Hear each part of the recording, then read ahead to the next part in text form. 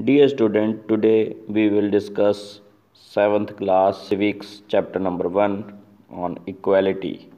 आज हम 7th class का चैप्टर पढ़ने वाले हैं सिविक्स का इक्वालिटी। उसके क्वेश्चन आंसर देखेंगे। पहला क्वेश्चन आपके पास, why is universal adult franchise important in democracy.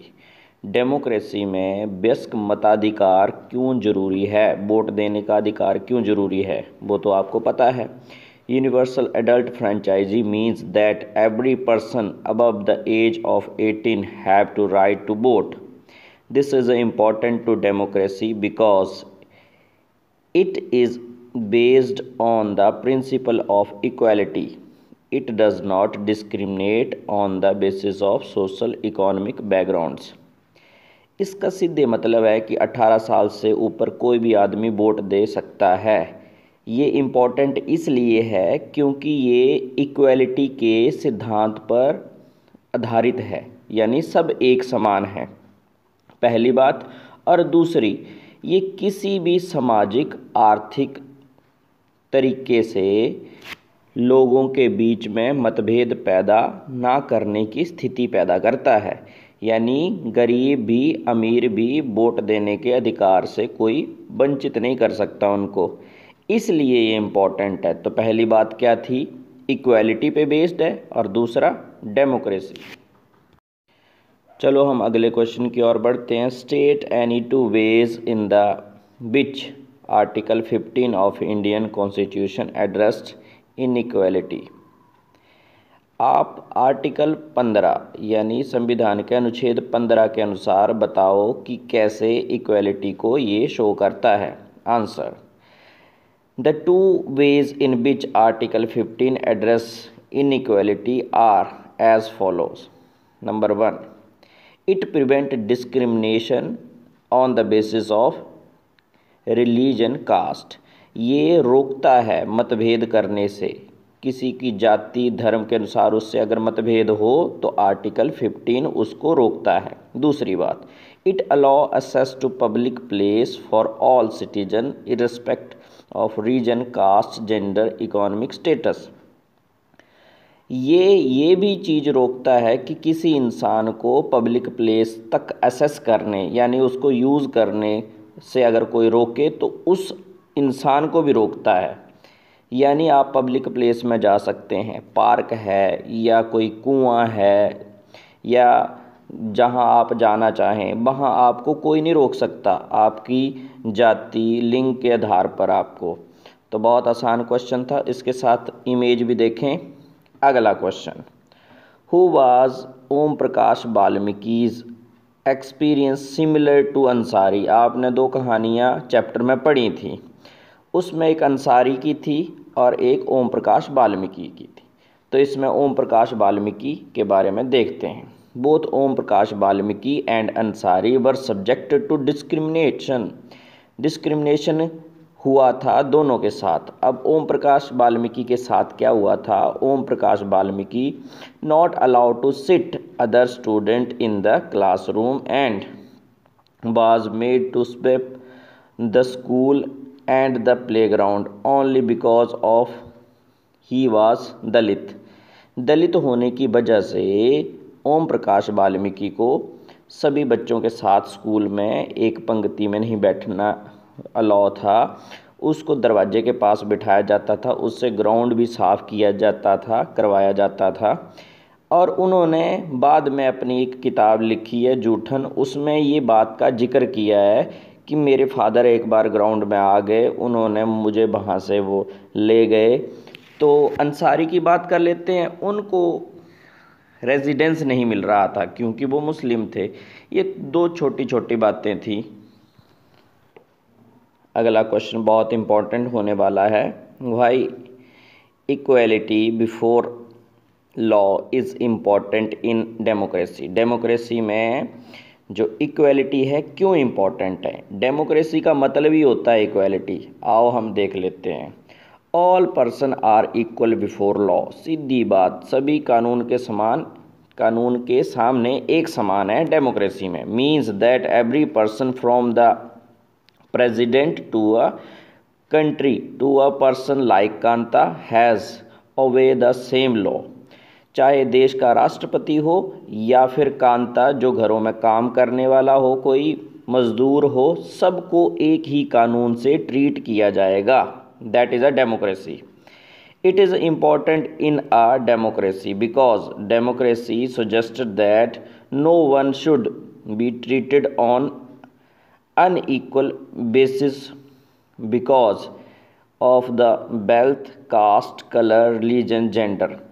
किसी के साथ भी मतभेद नहीं किया जा सकता उसकी जाति को लेकर, उसके रंग को लेकर, उसके धर्म को लेकर या तो स्त्री पुरुष को लेकर. सभी एक समान है डेमोक्रेसी में. ये क्वेश्चन हमें ये बताता है.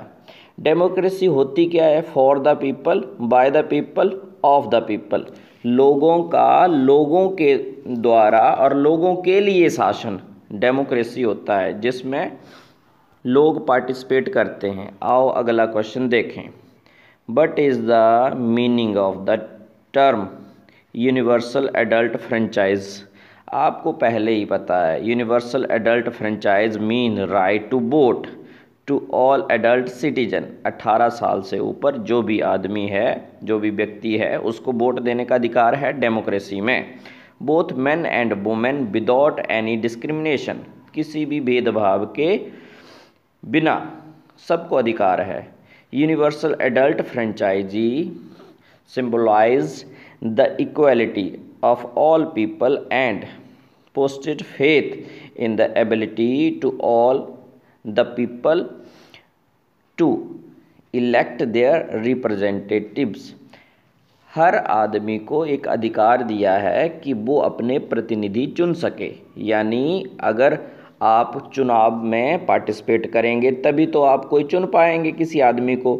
तो आप अगर 18 साल से ऊपर हैं तो आपको ये अधिकार है कि आप अपनी मर्जी का नेता चुन सकते हैं, उसको वोट दे सकते हैं. तो ये एक डेमोक्रेसी की ब्यूटी है. तो इसको ही यूनिवर्सल एडल्ट फ्रेंचाइजी कहते हैं. अगले क्वेश्चन की ओर बढ़ते हैं. अगला क्वेश्चन है what is a constitution? Constitution होता क्या है?